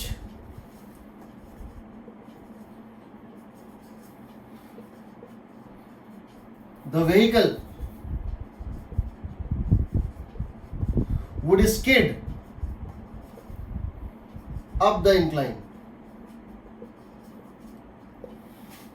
यानी ये केस आ चुका है। कौन सा केस है? यानी ये केस को हम एक पॉइंट से दिखाते हैं या ब्लॉक से दिखा देते हैं। mg नीचे, नॉर्मल इधर, ये बहुत तेज चल रहा है। अब इसकी टेंडेंसी ऐसी है कि जो v है ना, वो v प्लस 0.001 भी ज्यादा हुई तो ये ऊपर स्किड कर जाता। इसकी टेंडेंसी अब ये तब ऊपर स्किड करने वाला है, तो फ्रिक्शन ऐड कर रहा होगा नीचे की तरफ पूरी ताकत के साथ, and that frictional force is going to be mu into normal maximum value, क्योंकि ये लिमिटिंग केस है, बाउंड्री केस है, लास्ट केस है, थ्रेशोल्ड वैल्यू है। तो अब फ्रिक्शन ऐड करेगा इधर maximum value mu, and normal इधर ऐड करना ही है, mg इधर ऐड करना ही है, और एक्सेलरेशन एक ही है। कितनी है? सेंटर की तरफ। एक्सेलरेशन जो सेंटर की तरफ है that is v square bye r। तो क्या लिखोगे? लिख दो दिस इज थीटा।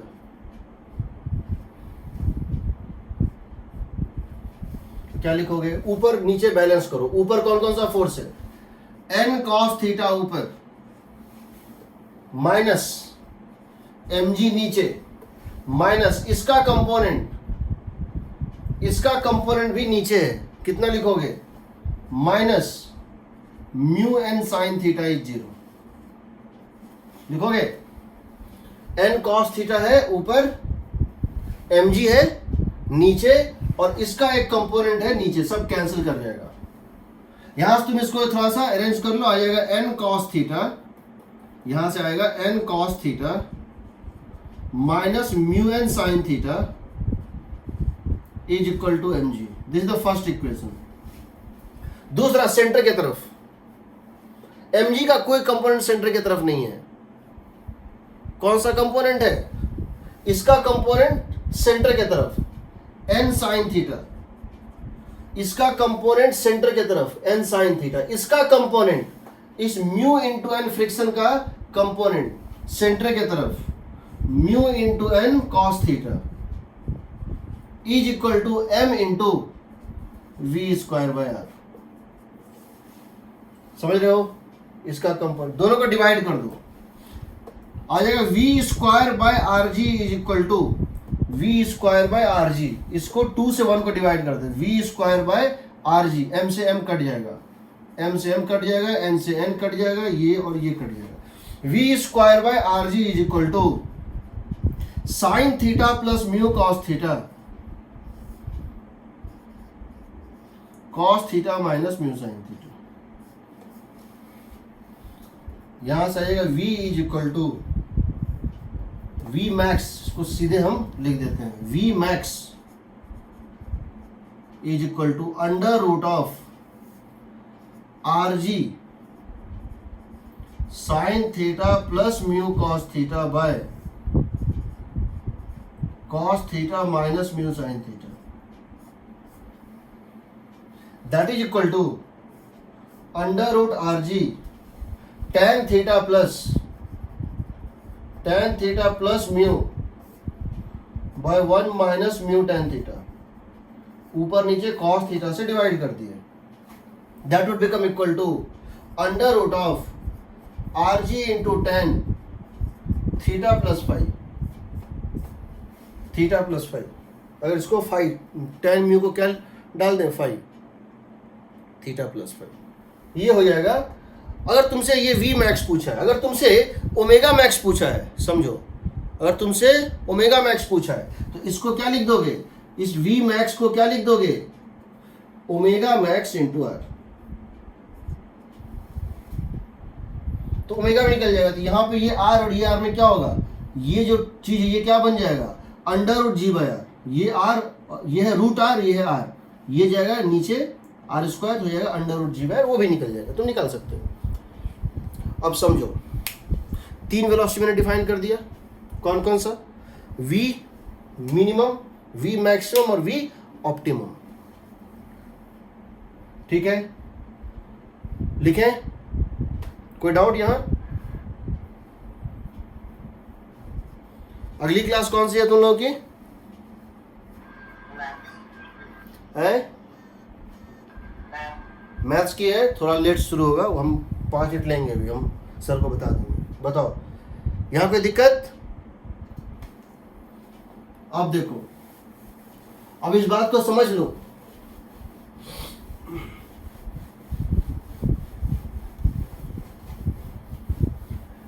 पहले मैं इसको कंक्लूड कर देता हूं, हालांकि मुझे इसमें और तुमको बताना है, बट मेन चीज मैं भी कंक्लूड कर रहा हूं, उसको समझ लो।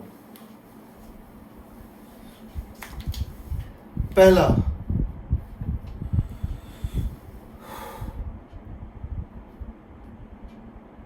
देखो 3 वेलोसिटी तुमने डिफाइन की है, एक है वी नॉट, एक है वी मिनिमम, एक है वी मैक्सिमम। इसकी वैल्यू है under root of R G into sine theta minus mu cos theta. Sine theta minus mu cos theta by cos theta plus mu sine theta, जिसको तुम different ways में लिख सकते हो। इसकी वैल्यू है under root of R G tan theta. तुम इसको ये भी लिख सकते हो under root of R G into tan theta minus mu by 1 plus mu tan theta. ठीक है ना। इसको तुम लिख सकते हो अंडर रूट ऑफ, खाली माइनस की जगह प्लस, प्लस की जगह minus, under root of R G into sine theta plus mu cos theta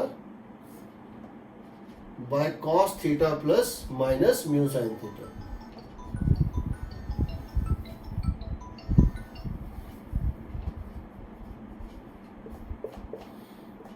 under root of R G into tan theta plus mu by 1 minus mu tan theta. ठीक है ना। तुम इसको लिख सकते हो, ये 3 स्पीड है। अब समझो, इसको तुम ये भी लिख सकते हो ओमेगा मिनिमम इंटू आर। इसको तुम क्या लिख सकते हो ओमेगा नॉट इंटू आर। इसको तुम क्या लिख सकते हो ओमेगा मैक्स इंटू आर। अब अगर तुमसे क्वेश्चन में ये पूछूं, क्या पूछूं, ये एक फनल है, क्या ये एक फनल है?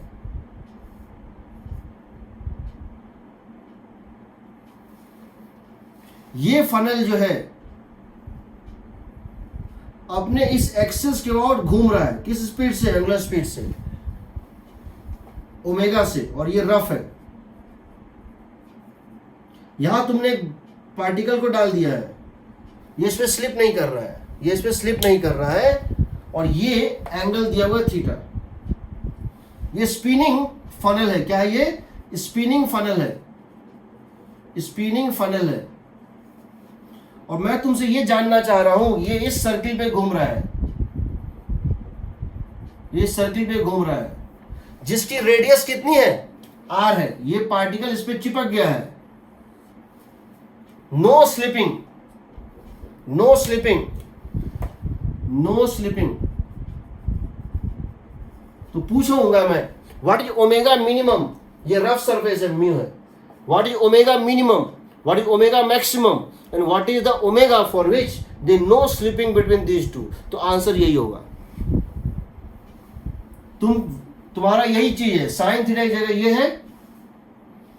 अब क्या हो रहा है, सरफेस घूम रहा है और उसके ऊपर ये चिपक गया है। एक सरफेस घूम रहा है, उसके ऊपर ये चिपक गया है, इसके साथ घूम रहा है, ये सरफेस पे चिपक के साथ घूम रहा है।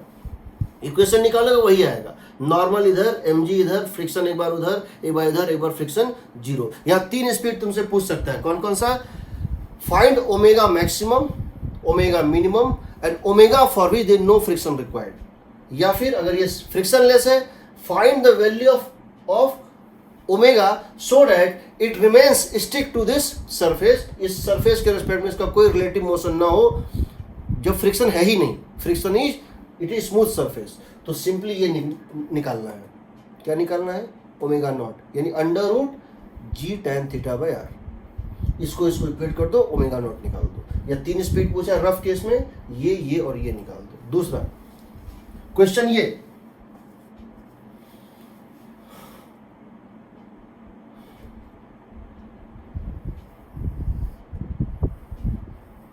एक हेमिस्फेयर है,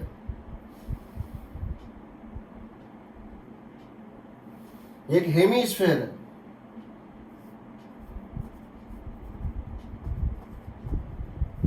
जिसका एक्सिस जो है वर्टिकल है, और ये स्पिन कर रहा है, ओमेगा से रिवॉल्व कर रहा है, ओमेगा से ये रोटेट कर रहा है। और यहां तुमने एक पार्टिकल को रख दिया है, इसकी रेडियस कितनी है? आर है, हेमिस्फेयर ऑफ रेडियस आर, जो कांस्टेंट ओमेगा से स्पिन कर रहा है। रफ है या नहीं है वो तो अलग चीज। तुमने यहाँ एक पार्टिकल को डाल दिया है, तो ये पार्टिकल इस तरह से घूमेगा। कैसे घूमेगा? इससे चिपक गया है, it sticks. Block has no relative motion, has no relative motion with respect to sphere, यानी वो एक तरह से उसे चिपक के घूम रहा है। तुमसे पूछा है find omega minimum, omega maximum and omega optimum, तो समझिए इस सर्किल पे घूमेगा। इसका सेंटर ऑफ सर्कुलर मोशन ओ पे नहीं होगा, इस पार्टिकल का सर्कुलर मोशन जो हो रहा है उसका सेंटर ओ पे नहीं होगा, कहाँ होगा, सी पे होगा। This is the centre of the circular path. अगर इसकी रेडियस आर है, अगर इसकी रेडियस और ये दिया हुआ है, ये किस एंगल पे रखा हुआ है वो दिया हुआ है, एंगल कितना है, थीटा। ये किस एंगुलर पोजीशन पे वर्टिकल एक्सिस के साथ ये किस एंगुलर, ये जो है पार्टिकल कितना एंगल बना रहा है वर्टिकल के साथ, वो दिया हुआ है थीटा। पूछा है ऑप्टिमम स्पीड निकालो, मैक्सिमम स्पीड निकालो, ओमेगा की मिनिमम, मैक्सिमम और ऑप्टिमम वैल्यू निकालो। तो क्या करोगे, वही करना है तुमको, ऑप्टिमम में ये, मैक्सिमम में ये, मिनिमम में ये, बस एक चेंज करना है। चेंज क्या करना है कि लास्टली जब निकाल लोगे तो स्मॉल आर की जगह डाल देना, small R radius of the circular path जो होता है वो हो जाएगा R sine theta. Small R कितना हो जाएगा, कैपिटल आर साइन थीटा, होगा ना।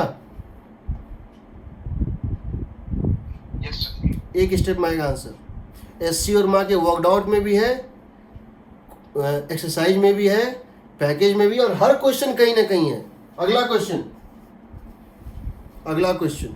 सर सर वो फनल वाला जो केस है, हाँ सर उसमें इसका बॉल का सर सेंटर सी होगा ना सर, मतलब वही हाँ, वाला वो सर? मतलब हाँ, मतलब यहाँ पर ये जो है ना, यहाँ पे जो आर दिया हुआ है ये दिया हुआ है, आर ये दिया हुआ है। Yes, sir, yes.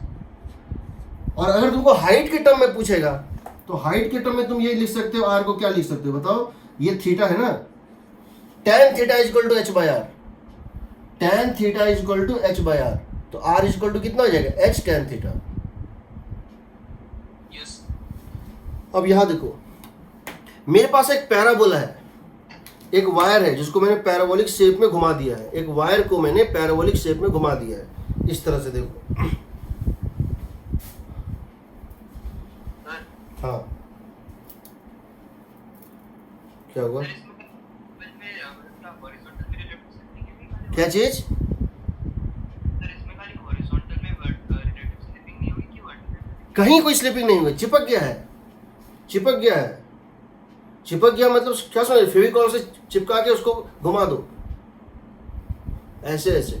कभी देखा नहीं क्या कोई चिपका हुआ, एक बॉल लाओ, एक कप लो, उस कप पे क्या करो, फेविकॉल लगा के एक रबर को चिपका दो, उसको स्पिन कर दो, समझ रहे हो ना, उसमें ये इस तरह से चिपक गया है और ऐसे घूम रहा है। कभी देखा नहीं क्या कोई चीज चिपक के उसमें घूमते हुए। अगली क्लास में मोटर ला के दिखाऊंगा। देखो यहां देखो, अगर मेरे पास एक वायर है, मैं इस वायर को ऐसे बेंड कर देता हूं, कैसे, ऐसे करके, इसमें एक बीड घुसा देता हूं, एक मोती घुसा देता हूं, इसके अंदर एक बीड घुसा देता हूं, या यहाँ पे मैं एक ब्लॉक रख देता हूं और इसको मोटर में सेट करके बहुत तेज इसको ऐसे घुमा देता हूं, इसको ऐसे बहुत तेज घुमा देता हूं, स्पिन करा देता हूं, और तब मैं पूछता हूं, मतलब ये एक इक्वेशन है, ये क्या है, y is equal to F X, ये क्या है, y is equal to some function of x, ये क्या है, y एक्सिस, और ये क्या है, x एक्सिस, ये x एक्सिस और ये y एक्सिस। ठीक, मैं इसके ऊपर एक ब्लॉक को कहीं प्लेस कर देता हूं यहां पे, और अब मैं क्या करता हूं, इस वायर फ्रेम को एक मोटर में सेट करके ओमेगा से घुमा दे देता हूं। इसमें वायर फ्रेम को क्या कर रहा हूं, मैं ओमेगा से घुमा दे रहा हूं, क्या कर रहा हूं, इसको मैं ओमेगा से घुमा दे रहा हूं। मैं जानना चाहता हूं व्हाट द ऑप्टिमम स्पीड, जहां फ्रिक्शन के बिना ये घूमेगा, किस पॉइंट पे, कौन सा कोऑर्डिनेट होगा। हम कोऑर्डिनेट भी तुमको दे देते हैं, ये x0, y0 पे रखा हुआ है। कहां रखा है, ये जो पार्टिकल जहां रखा है उसकी कोऑर्डिनेट कितनी है, x0, y0। जिस पॉइंट पे मैंने इस पार्टिकल को रखा है उसकी कोऑर्डिनेट है x0, y0। उसको घुमा देते हैं। हम चाहते हैं कि तुम यहां सॉल्व करके मुझे बताओ ओमेगा ऑप्टिमम, ओमेगा मैक्सिमम और ओमेगा मिनिमम। तो तुम क्या करोगे, सबसे पहले बोलोगे कि हम तो इंक्लाइन प्लेन के लिए जानते हैं, तो यहां एक टेंजेंट ड्रॉ करते हैं। क्या करते हैं यहां पे एक, इस पॉइंट पे एक टेंजेंट ड्रॉ करते हैं। इस पॉइंट पे हमने एक टेंजेंट ड्रॉ किया, एक स्केल लिया, डाला, एक पॉइंट पे टच करते लाइन खींच दिया। इस पॉइंट पे ये ब्लॉक, इस पॉइंट पे ये सरफेस एक इंक्लाइन प्लेन की तरह बिहेव कर रहा है। जो एंगल बना रहा है theta, it behaves like incline plane. इस पॉइंट पे ये बैंड ट्रैक की तरह बिहेव कर रहा है, जिसका tan थीटा होता है, तुम कैलकुलस में पढ़े हो, dy/dx एट x0, y0। किसी भी पॉइंट पे कोई भी कर्व, किसी भी पॉइंट पे कोई भी कर्व, उस पॉइंट पे एक प्लेन, एक स्ट्रेट लाइन की तरह बिहेव करता है, जहां पे उसकी स्लोप होती है, उसका इंक्लिनेशन होता है इंक्लाइन प्लेन का tan थीटा, जो उस पॉइंट पे dy/dx की वैल्यू होती है। तुम यहां dy/dx की वैल्यू निकाल दोगे, तुम्हारा tan थीटा चला आएगा। आ गया tan थीटा, आ जाएगा। इस पार्टिकल का जो सर्कुलर पाथ होगा, उसका रेडियस कितना होगा, x0 या y0? इस पार्टिकल का रेडियस कितना होगा बताओ? x0 is the radius. Radius को कितना डाल दो, x0, बाकी सब वही है। तुम मान सकते हो यहां एक इंक्लाइन प्लेन था, इसके बाद का सरफेस और पहले का सरफेस भूल जाओ। उस पॉइंट वो एक इंक्लाइन प्लेन था जिसपे ये घूम रहा था। इंक्लिनेशन निकाल लो, इसको डिफरेंशिएट कर दो और इस पॉइंट पे स्लोप निकाल दो। उससे उसको क्या करो, tan थीटा से इक्वेट कर दो। tan थीटा हो जाएगा dy/dx एट x0 y0। और जो रेडियस होगी, जिस रेडियस पे घूम रहा है, वो हो जाएगा x0।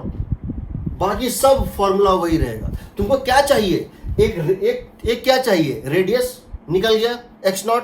एक क्या चाहिए, tan थीटा या थीटा चाहिए, tan थीटा निकल गया, सब कुछ निकल जाएगा। सेम इक्वेशन में डाल दो। ठीक। Homework, SC. Verma worked out circular motion. SC. Verma page number, इसका फॉर्मूला डायरेक्ट लगाओगे बिना कैलकुलेशन के। चलो पहले मैं पूरा दे देता हूं। S C. Verma page 107, question number 1 2 3 1 2 3 8 11 worked out का 1 2 3 8 11। Then question number exercise question number 4 5 6 7 8 24 18 18 18। ठीक। वर्कबुक, सर्कुलर मोशन का वर्कबुक, सर्कुलर मोशन का workbook page number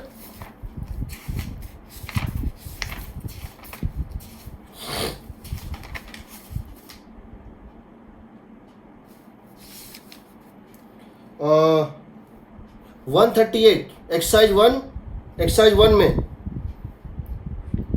question number 16 17 18 19 21 25 27 28 29 30। इतना करो, उसके बाद फिर मैं नेक्स्ट क्लास में दूंगा। कोई क्वेश्चन